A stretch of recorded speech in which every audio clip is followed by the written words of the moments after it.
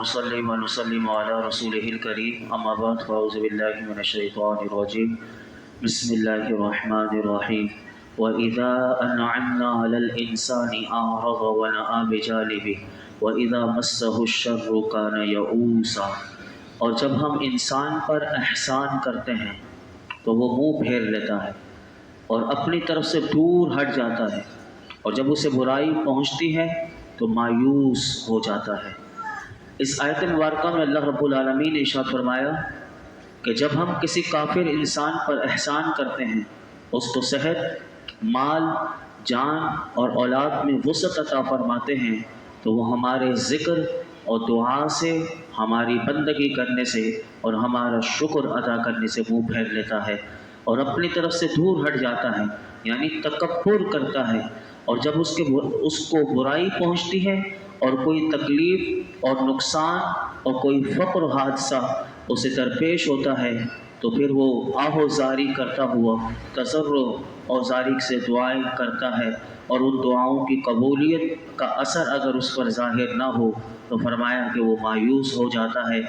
کافر کی اس حالت کو بتا کر اللہ رب العالمین نے مسلمانوں کو سمجھایا، اے مسلمانوں، تمہیں کافروں جیسا نہیں بننا چاہیے، بلکہ تمہیں میری نعمت ملے تو فرمایا کہ میرا شکر ادا کرنا چاہیے، اور اگر تمہیں مصیبت ملے تو تم مصیبت میں صبر کرو اور دعا مانگو۔ اگر بالفرض تمہاری دعا کی قبولیت میں تاخیر ہو جائے تو تم کافروں کی طرح مایوس نہ ہونا، بلکہ تم اللہ کی رحمت کے امیدوار بننا۔ اس سے علماء فرماتے ہیں، اس آیت سے یہ معلوم ہوا کہ آرام اور راحت کے وقت اگر کوئی اللہ کو بھول جاتا ہے اور صرف مصیبت میں لمبی لمبی دعائیں مانگتا ہے، اور اگر قبولیت میں دیر ہو جائے تو یہ کافر یا غافل کی علامت ہے۔ اس سے ہمیں بچنا چاہیے۔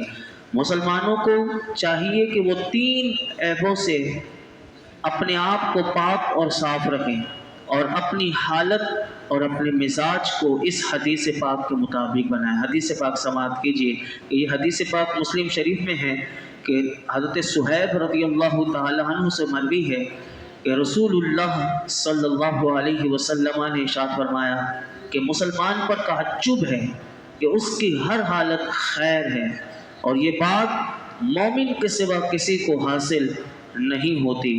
اگر اسے راحت پہنچے تو وہ شکر کرے، تو یہ شکر کرنا میرے آقا فرماتے اس کے لیے خیر ہے، اس کے لیے راحت خیر ہے۔ اور اگر مومن کو تکلیف پہنچے مسلمان کو تو وہ صبر کرے، تو یہ صبر کرنا بھی اس کے لیے بہتر ہے، کیونکہ صبر کا جو اجر ہے وہ بہت بڑا قرآن میں بیان کیا گیا۔ اور دوسری حدیث پاک یہ بھی مسلم شریف میں آتی ہے کہ حضرت ابو ہریرہ رضی اللہ تعالیٰ عنہ سے روایت ہے کہ اللہ کے محبوب علیہ السلام نے ارشاد فرمایا کہ بندے کی دعا قبول ہوتی ہے جب تک وہ گناہ یا قطع رحمی کی دعا نہ مانگے اور جب تک وہ جلد بازی سے کام نہ لے۔ یعنی مومن کی، بندے کی، مسلمان کی دعا قبول ہوتی ہے جب تک وہ یہ 3 کام نہ کرے۔ نمبر 1 گناہ کی یا قطع رحمی کی، اور جب تک وہ جلد بازی سے کام نہ لے۔ تو قربان جائیں صحابہ کرام پر، انہوں نے عرض کی یا رسول اللہ صلی اللہ علیہ وسلم یہ جلد بازی کیا ہے؟ تو ارشاد فرمایا جلد بازی یہ ہے کہ میرے آقا فرماتے ہیں دعا مانگنے والا یہ کہے کہ میں نے دعا مانگی مگر مجھے امید نہیں کہ میری دعا قبول ہو، اور اس پر اس کا دل تنگ ہو جائے اور وہ دعا کرنا چھوڑ دے۔ تو کیا پتہ چلا کہ دعا کرنے کے بعد کبھی یہ نہیں کہنا چاہیے کہ مجھے امید نہیں کہ میری دعا قبول ہوگی، اور وہ دعا مانگنا چھوڑ دے۔ مومن کا کام یہ ہے کہ بس وہ مانگتا رہے، مانگتا رہے، کیونکہ اس کے رب کا حکم ہے ادعونی استجب لکم، تو مجھ سے دعا مانگو میں تمہاری دعا قبول کروں گا۔ اب تمہارے لیے کیا بہتر ہے وہ تمہارا رب جانتا ہے۔ تم دعا کرنا نہ چھوڑو، دعا کی قبولیت کا، دعا مانگنے کے لیے تمہیں ہاتھ اٹھانے کی توفیق تمہارے رب نے تمہیں دے دی، تو اسی بات پر شکر ادا کر لو کہ تم اپنے رب سے کچھ تو باتیں کر رہے ہو، چاہے تمہاری دعا قبول ہو یا نہ ہو، لیکن یہ کیا کم ہے کہ تمہیں اپنے رب کی بارگاہ میں آ جانا اور ہاتھ اٹھا کر یا اللہ بار بار کہنا۔ یہ کتنی بڑی بات ہے کہ بندہ اپنی زبان سے اپنے رب کو پکار رہا ہے۔ تو یہاں سے یہ پتہ چلا کہ جب ہم انسان پر احسان کرتے ہیں تو وہ منہ پھیر لیتا ہے اور اپنی طرف سے دور ہٹ جاتا ہے، یعنی تکبر کرتا ہے، اور جب اسے برائی پہنچتی ہے تو یہ مایوس ہو جاتا ہے۔ یہ کافروں والا کام ہم مسلمانوں کو نہیں کرنا چاہیے۔ آگے ارشاد فرمایا قُلْ كُلٌّ يَعْمَلُ عَلَى شَاكِلَتِهِ فَرَبُّكُمْ أَعْلَمُ بِمَنْ هُوَ أَهْدَىٰ سَبِيلًا۔ تم فرماؤ سب اپنے اپنے انداز پر کام کرتے ہیں تو تمہارا رب اسے خوب جانتا ہے جو زیادہ ہدایت کے راستے پر ہے۔ اس آیت میں ارشاد فرمایا کہ ہر کوئی اپنے اپنے انداز پر کام کرتا ہے، جس کی فطرت اصل شریف اور طاہر ہے، یعنی اس کی فطرت میں ہی طہارت ہے، اس کی فطرت میں ہی پاکیزگی ہے، اس کی اصل یہی ہے، اور فرمایا کہ اس سے افعال جمیلہ اور اخلاق پاکیزہ ہی صادر ہوتے ہیں، کیونکہ اس کی فطرت ہی ایسی ہے، وہ طاہر ہے، اس لیے اس کے افعال یعنی کام جو ہیں وہ خوبصورت ہی ہیں، اس کے اخلاق جو ہیں وہ پاکیزہ ہی ہیں۔ اور فرمایا جس کا نفس خبیث ہے اور اس سے افعال خبیثہ سرزد ہوتے ہیں۔ اس آیت کی روشنی میں علماء کہتے ہیں کہ ہر کوئی اپنے بارے میں غور کر لے کہ اس کا تعلق کس گروہ سے ہے، یعنی اللہ نے یہ سوچنے کے لیے پیغام دیا کہ ہر بندہ سوچ لے کہ میں طاہر فطرت ہے یا میری فطرت خبیث ہے، یعنی دونوں میں دیکھ لے کہ اپنا جائزہ ہر انسان خود لے سکتا ہے۔ فرمایا کہ وہ غور کر لے کہ اس کا تعلق کس گروہ سے ہے، اور غور کرنے کے بعد جو شخص اپنی طبیعت میں اپنے نفس میں بھلائی پائے تو اسے چاہیے کہ وہ اللہ کا شکر ادا کرے اور فرما برداری کرے اور وہ اللہ کی حمد بجا لائے، اور اگر اپنے نفس میں وہ شر پاتا ہے، فسق پاتا ہے، گناہ پاتا ہے، مایوسی پاتا ہے، تو فرمایا کہ اسے چاہیے کہ اس وقت کے آنے سے پہلے اپنی اصلاح کر لے۔ جب معاملہ ہاتھ سے نکل چکا ہوگا، یعنی جب روح نکل گئی پھر اب کچھ بھی نہیں ہو سکتا۔ روح نکلنے سے پہلے اللہ نے عقل دی ہے، سمجھ دی ہے، انسان اپنی اصلاح کر لے۔ اگر اصلاح کرنا چاہے تو بہت کچھ ہو سکتا ہے، یہی بات ہمیں سکھائی گئی۔ اب اگلی بات بھی دیکھیے روح کی آ رہی ہے۔ روح انسان جب روح نکل جائے گی، اب یہ روح بھی کیا ہے، اگلی آیت سنیے کتنی زبردست بات ہے۔ فرمایا وَيَسْأَلُونَكَ عَنِ الرُّوحِ قُلِ الرُّوحُ مِنْ أَمْرِ رَبِّي وَمَا أُوتِيتُم مِّنَ الْعِلْمِ إِلَّا قَلِيلًا۔ تم سے روح کے متعلق پوچھتے ہیں، تم فرماؤ روح میرے رب کے حکم سے ایک چیز ہے، اور اے لوگوں تمہیں بہت تھوڑا علم دیا گیا۔ اس آیت کے شان نزول سے متعلق دو حدیث مبارکہ دونوں بخاری شریف میں آتی ہیں، دونوں میں آپ کے سامنے رکھتا ہوں۔ پہلی سنیے، حضرت عبداللہ بن مسعود رضی اللہ تعالیٰ عنہ فرماتے ہیں کہ میں مدینہ منورہ کے غیر آباد حصے میں نبی اکرم صلی اللہ علیہ وسلم کے ساتھ چل رہا تھا۔ آپ چلتے ہوئے ایک چھڑی سے ٹیک لگاتے تھے۔ اس دوران یہودیوں کا ایک گروہ جو تھا نبی اکرم صلی اللہ علیہ وسلم کے پاس سے گزرا، اور ان میں سے بعض افراد نے رک کر کہا کہ ان سے روح کے متعلق پوچھو، یہ جو شخصیت بیٹھی ہوئی ہے، اور دوسرے بعض افراد نے کہا کہ ان سے دریافت نہ کرو کیونکہ ہو سکتا ہے کہ وہ کوئی ایسی بات کہتے ہیں جو تمہیں پسند نہ آئے۔ بعض افراد نے کہا کہ ہم ضرور پوچھیں گے۔ تو ایک شخص نے کھڑے ہو کر کہا اے ابو القاسم، یہ حضور کی کنیت ہے، حضور کا کنیت لے کر پکارا، اے ابو القاسم صلی اللہ علیہ وسلم، روح کیا ہے؟ حضرت عبداللہ بن مسعود رضی اللہ تعالیٰ عنہ فرماتے ہیں کہ نبی اکرم صلی اللہ علیہ وسلم خاموش ہو گئے۔ جب انہوں نے کہا روح کیا ہے، حضور خاموش ہو گئے۔ تو فرماتے ہیں میں نے ان سے کہا آپ کی طرف وحی کی جا رہی ہے، اور میں کھڑا رہا۔ جب یہ کیفیت ختم ہوئی تو حضور نے ارشاد فرمایا وَيَسْأَلُونَكَ عَنِ الرُّوحِ قُلِ الرُّوحُ مِنْ أَمْرِ رَبِّي وَمَا أُوتِيتُم مِّنَ الْعِلْمِ إِلَّا قَلِيلًا۔ اور تم سے روح کے متعلق پوچھتے ہیں، تم فرماؤ روح میرے رب کے حکم سے ایک چیز ہے، اور اے لوگوں تمہیں بہت تھوڑا علم دیا گیا۔ یہ حدیث پاک یہاں مکمل ہوئی۔ دوسری حدیث پاک سنیے، حضرت عبداللہ بن عباس رضی اللہ عنہما فرماتے ہیں کہ قریش نے یہودیوں سے کہا ہمیں کوئی ایسی بات بتائے کہ ہم اس شخص یعنی محمد صلی اللہ علیہ وسلم سے پوچھیں۔ انہوں نے کہا ان سے روح کے بارے میں پوچھو۔ قریش آپ سے دریافت کرنے کے لیے آ گئے۔ قریش نے حضور سے پوچھا تو اللہ رب العالمین نے یہ آیت نازل فرمائی جو ابھی میں نے آپ کے سامنے پڑھی۔ اب علماء کہتے ہیں بخاری شریف کی روایت سے یہ ظاہر ہوتا ہے کہ یہ آیت مدنی ہے اور اس وقت نازل ہوئی کہ جب مدینہ منورہ میں یہودیوں نے روح کے بارے میں نبی اکرم صلی اللہ علیہ وسلم سے سوال کیا۔ پہلی حدیث بخاری شریف کی تھی، دوسری ترمذی شریف کی، اور ترمذی شریف کی روایت سے یہ ظاہر ہوتا ہے کہ یہ آیت مکی ہے۔ اب یہ مدنی ہے یا مکی ہے، اس میں تطبیق کیسے ہو؟ اب علماء نے لکھا کہ ممکن ہے کہ یہ آیت 2 مرتبہ نازل ہوئی ہو، ایک مرتبہ مکہ مکرمہ میں نازل ہوئی ہو اور دوبارہ یہ مدینہ منورہ میں نازل ہوئی ہو۔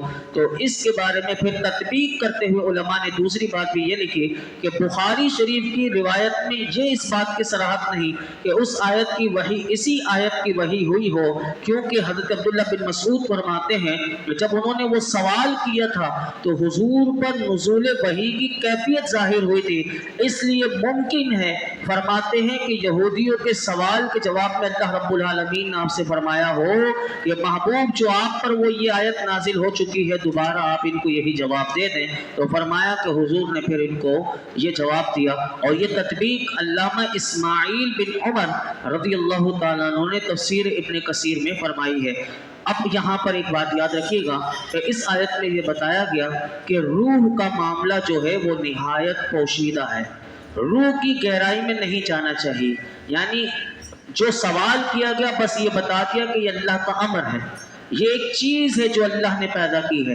تو یہاں سے اس کے بارے میں فرمایا کہ اس کے بارے میں علم حقیقی سب کو نہیں، بلکہ اللہ رب العالمین جسے عطا فرمائے وہی اسے جان سکتا ہے، جیسا کہ سرکار تو عالم صلی اللہ علیہ وسلم کو روح کا علم دیا گیا، لیکن میرے آقا علیہ الصلوۃ والسلام نے جتنا کہا گیا اتنا ہی اس کو ظاہر فرمایا، اور کوئی یہ نہ سمجھے کہ اللہ رب العالمین نے اپنے حبیب علیہ الصلوۃ والسلام کو روح کا علم نہ عطا فرمایا ہو، کیونکہ بعض لوگوں نے یہ باتیں بھی لکھی۔ تو اس کا جواب دیتے ہوئے علامہ بدر الدین عینی رحمۃ اللہ علیہ جو شارح بخاری ہیں وہ فرماتے ہیں کہ سید المرسلین صلی اللہ علیہ وسلم کا جو منصب ہے وہ بہت بلند ہے، اور آپ صلی اللہ علیہ وسلم اللہ کے حبیب ہیں اور اس کی مخلوق کے سردار ہیں۔ تو یہ کیسے ہو سکتا ہے کہ روح کے بارے میں علم اللہ رب العالمین نے اپنے محبوب کو نہ عطا فرمایا ہو، بلکہ اللہ نے تو حضور پر احسان فرمایا، اور قرآن کے 5ویں پارے میں اللہ رب العالمین ارشاد فرماتا ہے وَعَلَّمَكَ مَا لَمْ تَكُنْ تَعْلَمْ وَكَانَ فَضْلُ اللَّهِ عَلَيْكَ عَظِيمًا۔ اے محبوب آپ کے رب نے آپ کو وہ سب کچھ سکھا دیا جو آپ نہ جانتے تھے، اور آپ پر اللہ کا بہت بڑا فضل ہے۔ تو روح کا علم ہو یا کوئی سا بھی علم ہو، قرآن میں ساری باتوں کا علم ہے، اور وہ اللہ رب العالمین نے اپنے محبوب کو عطا فرمایا۔ اور اسی طرح اس آیت میں یہ بھی فرمایا اے لوگوں تمہیں بہت تھوڑا علم دیا گیا۔ اس کی تفسیر کرتے ہوئے علامہ اسماعیل حقی رحمۃ اللہ علیہ فرماتے ہیں علم حادث علم قدیم کے مقابلے میں تھوڑا ہے۔ اب یاد رکھیے کہ حادث کیا ہوتا ہے یہ کسی کو سمجھ میں نہیں آتا، اور اسی لیے اور علم قدیم، حادث اسے کہتے ہیں کہ جو پہلے نہیں تھا، جسے اللہ نے اپنی قدرت سے پیدا کیا، اور قدیم کہتے ہیں جو خود سے تھا، ہمیشہ سے تھا، ہمیشہ ہے اور ہمیشہ رہے گا۔ تو فرمایا کہ علم حادث علم قدیم کے مقابلے میں تھوڑا ہے، کیونکہ بندوں کا علم متناہی ہے، کوئی نہ کوئی اس کی انتہا ہے، اور اللہ رب العالمین کے علم کی کوئی انتہا نہیں۔ تو متناہی اور غیر متناہی کے مقابلے میں ایسے ہے کہ جیسے اس عظیم سمندر کے مقابلے میں ایک قطرہ ہو کہ جس کی کوئی انتہا نہ ہو۔ ایک بزرگ فرماتے ہیں اس عقیدے کو سمجھنے کے لیے، فرماتے ہیں اولیاء کا علم انبیاء علیہ السلام کے علم کے مقابلے میں ایسے ہے کہ جیسے 7 سمندروں کے مقابلے میں ایک قطرہ ہو۔ اب آپ دیکھیں 7 سمندر اور کہاں ایک قطرہ، تو فرماتے ہیں اللہ انبیاء کو اتنا علم عطا فرماتا ہے، اولیاء کا علم ان کے مقابلے میں ایک قطرہ، اور فرماتے ہیں کہ انبیاء علیہ السلام کا علم ہمارے آقا علیہ السلام کے مقابلے میں ایسے ہے کہ جیسے 7 سمندروں کے مقابلے میں ایک قطرہ، یعنی جتنا سارے نبیوں کو اللہ نے علم دیا اس سے سے कहीं गुना अल्लाह ने अपने महबूब को इल्म अता फरमाया और फरमाया कि अल्लाह रब्बुल आलमीन के मुकाबले में मेरे आका का इल्म ऐसा है कि जैसे 7 समंदरों के मुकाबले में एक कतरा हो। इसीलिए फरमाया कि जो इल्म बंदों को दिया गया फी नफ्सिही, अगरचे वो कसीर है लेकिन अल्लाह के इल्म के मुकाबले में थोड़ा है। और याद रखें, अगर इस बात को और समझना चाहें तो बुखारी शरीफ की एक हदीस पाक बड़ी खूबसूरत है कि बाज़ लोग इल्म गैब और इल्म गैब समझते हैं कि ये बहुत बड़ा शिर्क हो जाएगा अगर नबी पाक सल्लल्लाहु अलैहि वसल्लम के लिए मान लिया जाए। तो याद रखिए कि वो अल्लाह के मुकाबले में इल्म गैब नहीं माना जाता। अब इस हदीस से पाक अगर आप हमेशा याद रखेंगे तो आपका अकीदा भी सही रहेगा।